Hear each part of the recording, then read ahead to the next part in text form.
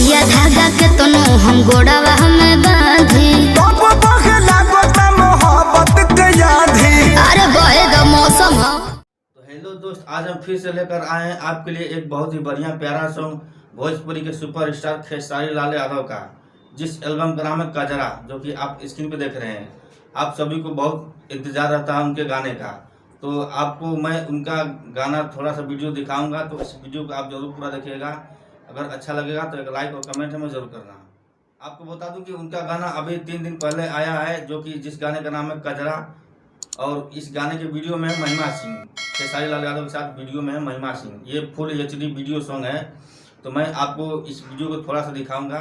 आपको बता दूं कि इस गाने को गाए हैं खेसारी लाल यादव और शिल्पी राज, जो कि शिल्पी राज इस समय भोजपुरी में पूरा ट्रेंडिंग में चल रही हैं। तो चलिए आगे आपको दिखाते हैं।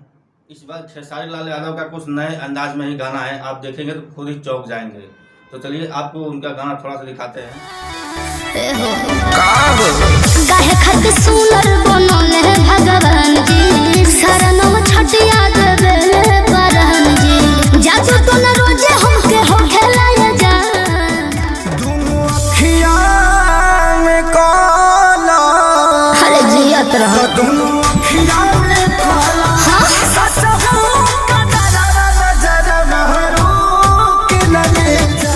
चश्मा पहले। दोस्त, कैसा लगा उनका सॉन्ग? अगर थोड़ा सा भी अच्छा लगा हो तो एक लाइक और कमेंट हमें जरूर कर देना। और हाँ, इसी तरह के नए नए भोजपुरी के गाना सबसे पहले देखने और सुनने के लिए हमारे चैनल को भी सब्सक्राइब जरूर कर लेना। तो चलिए आज के लिए बस इतना ही, फिर अगले दिन कोई ऐसा ही नया रोमांटिक गाना लेकर आएंगे आपके लिए। तब तक के लिए नमस्कार, जय हिंद, वंदे मातरम।